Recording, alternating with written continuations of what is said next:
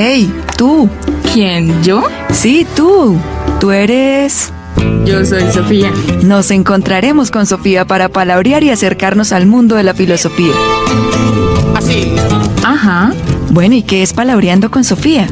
Es un espacio de diálogo donde tendremos diversos invitados, historiadores, filósofos, sociólogos, antropólogos, entre otros profesionales de las ciencias humanas y sociales, para abordar un análisis crítico que permita comprender las realidades actuales, tomando como punto de partida las diferentes visiones filosóficas construidas a lo largo de la historia del pensamiento humano. Pues bien, palabras, pensadores, documentos, reflexiones se dan cita aquí. Una producción de la Escuela de Ciencias Sociales, Artes y Humanidades. No te lo pierdas. Palabreando con Sofía. Tudo pode acontecer. Un cordial saludo a quienes nos sintonizan en el día de hoy. Esto es Palabreando con Sofía, espacio audiovisual auspiciado por el programa de filosofía de la Escuela de Ciencias Sociales, Arte y Humanidades de la UNAT. En la dirección y conducción de este programa, quienes habla, Tyron Achuri. Desde este espacio les damos un cordial saludo. En esta emisión realizaremos una presentación sobre el discurso pedagógico de Paulo Freire. Y para dar desarrollo a esta temática, en el día de hoy contamos con la participación de la profesora Diana María López Cardona. Ella es filósofa egresada de la Universidad Nacional de Colombia y magíster en educación de la Universidad Pedagógica Nacional.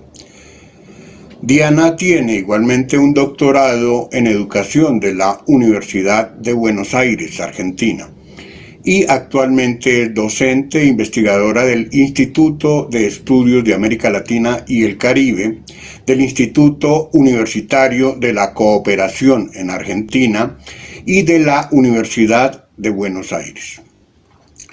Primero que todo, Diana, darle las gracias por aceptar nuestra invitación. Muy seguramente, quienes han estudiado algo de la historia de la pedagogía han escuchado tanto el nombre de Paulo Freire como el título de su obra más reconocida, La pedagogía del oprimido. Y por supuesto se le asocia a esa importante corriente de la filosofía de la educación a los movimientos sociales, la pedagogía crítica. Antes de entrar en este tema y para ubicarlo con mayor precisión, ¿podría por favor Diana contarle a nuestra audiencia quién fue Paulo Freire? Hola Tyron, bueno, muchas gracias por la invitación y un saludo a la audiencia de El Palabreando con Sofía. Paulo Freire es tal vez el pedagogo más influyente que ha dado América Latina durante el siglo XX, no solamente por el desarrollo de su propuesta pedagógica, sino también por las múltiples experiencias que se han dado tanto en el continente como en el sur global, inspiradas en el pensamiento y en la propuesta de Paulo Freire. Freire nació en la ciudad de Recife, en el estado de Pernambuco, en Brasil, el 19 de septiembre de 1921, y por eso en este año estamos celebrando los 100 años de su natalicio. Estudió Derecho en la Facultad de Derecho de la Universidad de Pernambuco y también Filosofía y Letras. Nunca se dedicó a la abogacía, pero sí siempre estuvo dedicado a la enseñanza, particularmente la enseñanza del portugués. Inició siendo profesor de secundaria. También fue funcionario público y profesor de pedagogía en la Universidad de Pernambuco. Tuvo una influencia y una relación muy estrecha con las comunidades eclesiales de base, lo que va a marcar una perspectiva, digamos, de preocupación y de interés particular por los pobres, ¿no? Esto va a atravesar su vida personal y su vida política también.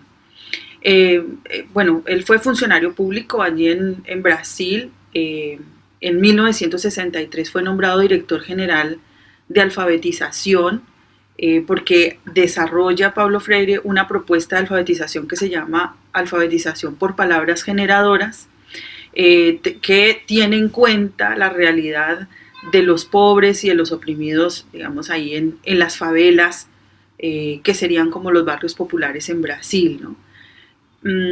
Pero luego viene la dictadura militar y tiene que salir hacia Bolivia, ¿no? Lo que hace, bueno, que se trunque esta propuesta de alfabetización en Brasil. Y estando en Bolivia, vuelve a haber una dictadura militar en Bolivia. Estamos en época digamos, del Plan Cóndor y de las dictaduras en América Latina, y tiene que salir hacia Chile. En Chile, el gobierno chileno le ofrece también una beca para estudiar y para dedicarse a escribir.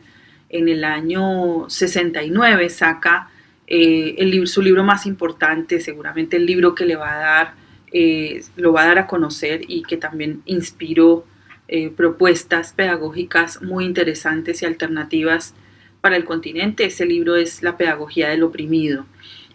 Antes de La pedagogía del oprimido, él ya había publicado Educación como práctica de la libertad, que es donde él presenta el contexto brasilero, lo analiza y presenta su propuesta de alfabetización, ¿no? que es, digamos, la antesala de esa reflexión sobre las condiciones en las que se educa en un estado, en un sistema opresor, ¿no?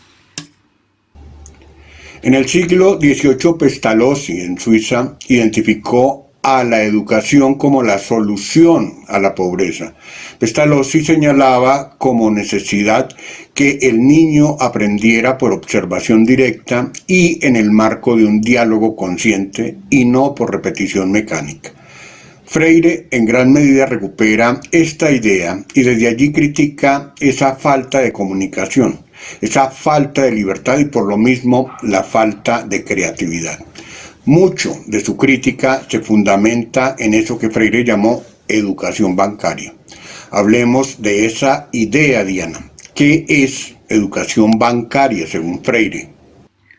Sí, respecto a la educación bancaria, como te venía diciendo al principio, en su libro Pedagogía del oprimido, Freire realiza un análisis respecto de la educación desde una perspectiva crítica. Es la primera vez que este análisis pedagógico se hace tomando en cuenta aspectos de la política y de la construcción de una reflexión política respecto de la educación de manera abierta, digamos, y que hace explícita la intervención de esa reflexión política en la reflexión educativa y pedagógica. Es decir, es en Pedagogía del oprimido donde Freire va a plantear que toda pedagogía es política, que no hay una pedagogía neutral, que toda está, digamos, ligada a posturas y a concepciones éticas y políticas.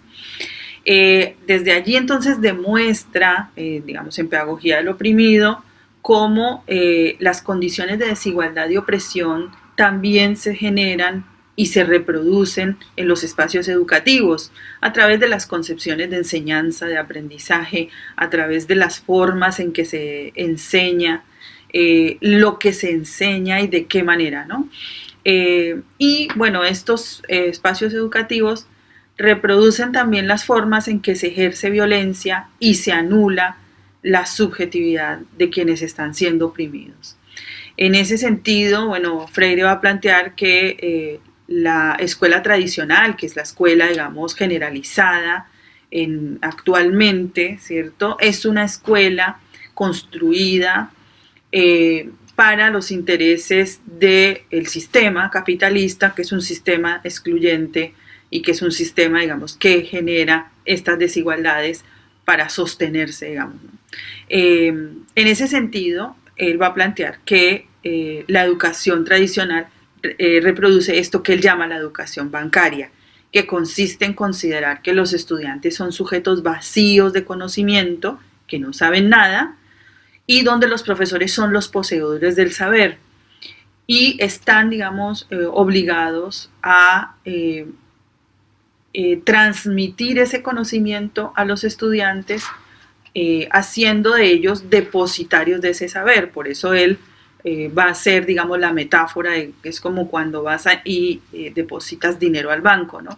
El estudiante allí, el discente, para Freire sería como ese recipiente vacío donde se le llena de contenido. Y los docentes vienen siendo entonces el instrumento de reproducción de ese saber que ha sido construido y que ha sido pensado en otros lugares. El docente queda también de alguna manera siendo negado en su subjetividad porque no es él el que produce el conocimiento, sino quien transmite ese conocimiento hacia los estudiantes, y de esta manera lo que se da es un sistema ligado directamente a la reproducción de información más que a la producción de conocimiento, donde se desconoce los saberes del sujeto, sus contextos y lo que se podría generar, digamos, en esas relaciones enseñanza-aprendizaje en la escuela.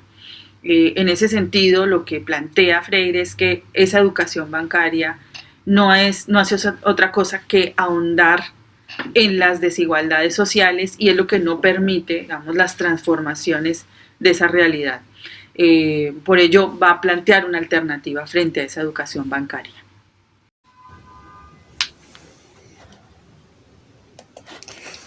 Para Freire, la educación es un ejercicio epistémico que al mismo tiempo es ejercicio de libertad a través de un acercamiento crítico a la realidad. Desde esta perspectiva, Freire nos señala esa estrecha relación que debe existir entre la teoría y la práctica. Y es precisamente en ese contexto en el que Freire nos habla del proceso de concientización, en esas fases que él vislumbra, la fase mágica, la fase ingenua y la fase crítica. Abordemos ese tema, Diana, esa idea de concientización de Freire.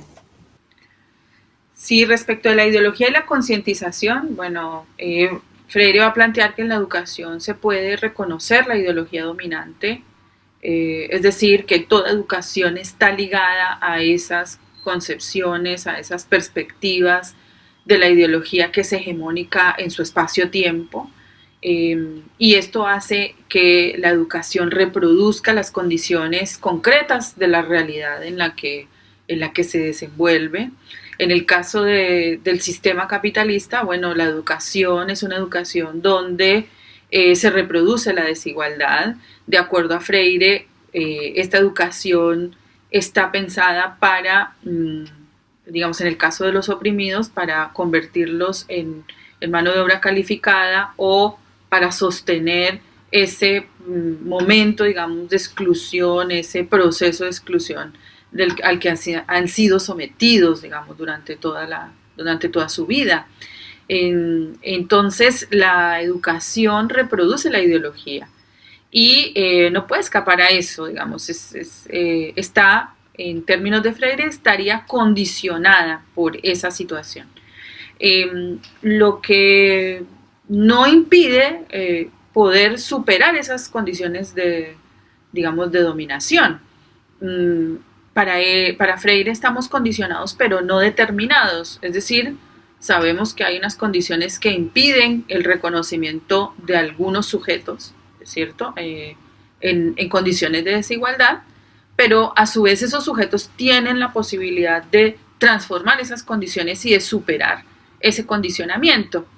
Por esta razón, Freire propone, en contraposición a la educación bancaria, una educación dialógica, es decir, donde se reconozcan los saberes de los educandos, la realidad concreta de esos educandos y potencie, digamos, la cultura de los que están oprimidos, ¿no? En ese ejercicio dialógico también es posible la intervención de saberes docentes, digamos, de los docentes como sujetos activos dentro de ese proceso de enseñanza-aprendizaje, y en ese diálogo se produce conocimiento que permite transformar la realidad. Ahí es donde se va generando entonces la concientización. Para Freire, la manera en que podemos romper con ese condicionamiento es a través del proceso de concientización, es decir, de cómo podemos leer la realidad para transformarla y leerla críticamente, es decir, en esas condiciones en las que ha sido, digamos, en las que se está viviendo, digamos, en ese momento. Una cosa muy interesante del concepto de concientización de Freire es que Freire, a diferencia de lo que había venido dándose anteriormente, y bueno, como una preocupación también de los pensadores críticos de los años 60 y 70, referente a elevar la conciencia, a formar la conciencia como una cuestión, digamos, sustantiva, para Freire va a ser más una acción, es decir, por eso no va a hablar de conciencia, sino de concientizar, lo va a convertir en un verbo. Es una acción que se genera en ese proceso dialógico donde confluyen esos saberes, donde se analiza críticamente la realidad y permite entonces una conciencia, un proceso de concientización colectiva que va a abonar a la transformación de las condiciones de opresión. En ese sentido, la concientización va a ser entonces un proceso dialógico y no tanto una especie de capacidad o actitud o disposición de la subjetividad para constituirse en eso, ¿no? Sino más bien esa posibilidad de la acción para la transformación. Karl Jasper fue un filósofo alemán de línea existencialista. Es él el que nos menciona por primera vez esa idea de la situación límite. Del mismo modo, Freire señala que para atender a un mejor tipo de vida habría que situarse en el punto de vista y la realidad del oprimido. Y en ese sentido exige que la pedagogía se ubique en la situación límite como punto de partida para que sea posible la concientización y la comprensión crítica de la realidad. Abordemos, Diana, ese tema de la situación límite desde la perspectiva de Freire. Así es, Tyron. Para Freire, las condiciones de desigualdad y el reconocimiento de esas condiciones de desigualdad son el punto de partida, ¿no? Es decir, de esas situaciones límites, justamente desde donde se genera una propuesta pedagógica alternativa. Si no se reconocen las condiciones de la realidad, si no se reconoce el condicionamiento producto de la desigualdad y de la exclusión, difícilmente podemos hacer una propuesta de transformación de la realidad.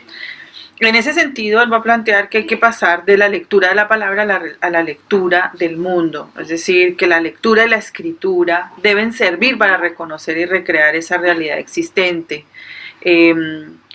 Son la posibilidad de conocimiento y de transformación a la vez, es decir, es la realidad la que me permite tomar conciencia de en dónde estoy, del espacio-tiempo en el que habito, y también en ese diálogo de múltiples saberes, de múltiples experiencias, podemos ir encontrando alternativas de transformación. Por eso el profesor, la profesora es muy importante en este proceso, porque son ellos y ellas quienes deben reconocer e identificar y contribuir a dar herramientas para leer ese contexto cultural de sus estudiantes, partir de sus problemas, de las necesidades, pero a la vez reconocer las posibilidades de transformación de esas condiciones, ¿no? Esas condiciones de opresión. Freire se preocupa y se ocupa de esa formación docente a través también de la reflexión, varios de sus libros, ¿no? Cartas a quien pretende enseñar, Pedagogía de la autonomía, y allí da como algunas pautas y reconoce, digamos, identifica algunos elementos que deberían tenerse en cuenta a la hora de plantear una propuesta pedagógica transformadora.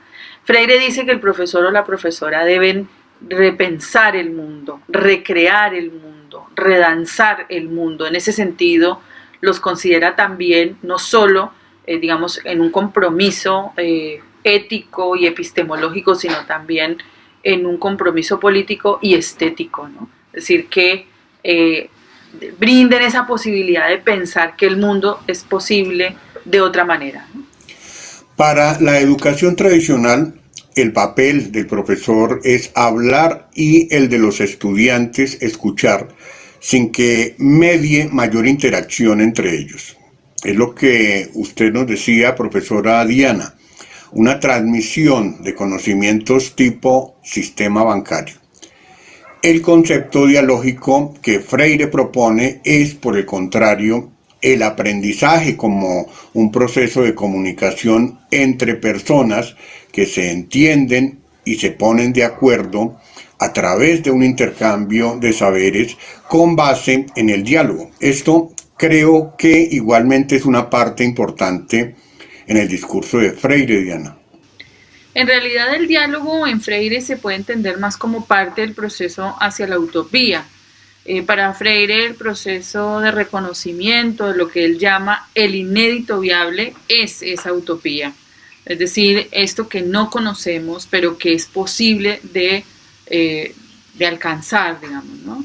En Pedagogía de la Esperanza, que es su último libro, publicado en 1992, él afirma que la esperanza es una necesidad ontológica, es decir, es la posibilidad de realización de los seres humanos en este mundo. Esa esperanza freiriana se basa en la comprensión y en la aceptación de lo que somos, personas históricas e inacabadas, y que en cada momento histórico puede surgir algo nuevo, ¿cierto? Independientemente de lo que ocurra y del condicionamiento, se pueden suceder cosas nuevas, es decir, hay una posibilidad de la novedad. Por supuesto que la dialogicidad es parte de ese proceso hacia la utopía. En ese sentido, la utopía también se asume como una práctica que denuncia el presente y sueña el futuro a través de la reflexión crítica, solidaria e incluyente. En ese sentido, bueno, el diálogo haría parte de la utopía o de ese proceso o de ese camino hacia la utopía posible. Por último, Diana, ya para terminar, cuéntenos desde su perspectiva, ¿cuál sería la importancia de Paulo Freire como pensador de la educación en la actualidad? Lo habíamos dicho al comienzo, se cumplen 100 años del natalicio de Freire y son muchas las cosas que podríamos mencionar respecto de la vigencia, la actualidad del pensamiento de Freire. Freire atravesó el siglo XX y se convirtió en uno de los pensadores y pedagogos latinoamericanos más reconocidos, también lo habíamos mencionado al comienzo, y se hizo además carne viva, experiencia viva en cada propuesta que tuvo su apoyo directo o su inspiración. Al pensamiento pedagógico de Freire le debemos el avance de la educación popular, la educación de adultos, los procesos de alfabetización en el continente y otros procesos de alfabetización en el mundo. O sea, la propuesta freiriana atravesó también propuestas, digamos, de organismos multilaterales en procesos de alfabetización, en procesos de educación de adultos, además de las múltiples propuestas pedagógicas que retoman sus postulados, como las pedagogías críticas y las pedagogías emancipadoras, que hoy cobran una importancia sustancial en los procesos de movilización, lucha y progresismo en América Latina. Paulo Freire está vivo en cada propuesta alternativa y transformadora, ¿no? Que quiere superar las condiciones de opresión de este mundo, digamos, de esta vida, de esta situación, digamos, contemporánea. Un ejemplo de su vigencia puede ser, en contraposición a lo que planteamos, la negación que tuvo el gobierno de Bolsonaro de la propuesta freiriana, ¿no? Prohibiendo su lectura, prohibiendo que fuese utilizado en los procesos de formación de maestros y maestras en Brasil. También se evidencia como sienten que es un peligro porque puede generar procesos alternativos a la escuela tradicional, a la escuela hegemónica que reproduce las condiciones de dominación. Y bueno, para finalizar, me parece que uno de sus aportes también importantes es estas múltiples libros, ¿cierto?, donde condensa su pensamiento y que son muy importantes para la formación de profesores y profesoras que quieren cambiar este mundo, que tienen la idea de que la educación y a través de la educación se pueden hacer aportes a esa transformación del mundo. Como bien lo manifiesta él en Pedagogía de la Autonomía, digamos, esta intención de ser profesor y profesora contra el orden capitalista vigente que inventó esta aberración, ¿no? La miseria en la abundancia. Ser profesor en favor de la esperanza que nos anima a pesar de todo. El discurso desde Freire nos muestra la posibilidad de una pedagogía como acción integradora y como posibilidad de aprender en el respeto a la diferencia, pero también a la legitimidad del discurso de todo ser humano. Se trata de la posibilidad de integrar posiciones contradictorias y no de consensos que finalmente se generan por el silencio y por el temor al conflicto. Por eso es en la actualidad muy reivindicable esa idea de Freire, según la cual el acto de libertad más sublime y revolucionario del hombre transformado en sujeto social, es emitir la crítica, proponer soluciones y responsabilizarse de las consecuencias de ambas acciones. Y esto es todo por hoy. Llegamos al final de este programa. Agradecemos a la Vicerrectoría de Medios y Mediaciones que hace posible la realización de este espacio. Agradecemos igualmente a la doctora Diana María López Cardona por acompañarnos y por compartir con nosotros parte de sus conocimientos. En esta ocasión los acompañó Tyron Achuri, docente del programa de Filosofía de la Escuela de Ciencias Sociales, Arte y Humanidades. Hasta una próxima oportunidad. La tarea que enfrenta el pensamiento hoy día de algún modo no tiene precedentes y exige una forma totalmente nueva de pensar. Martin Heidegger. Esto es Palabreando con Sofía.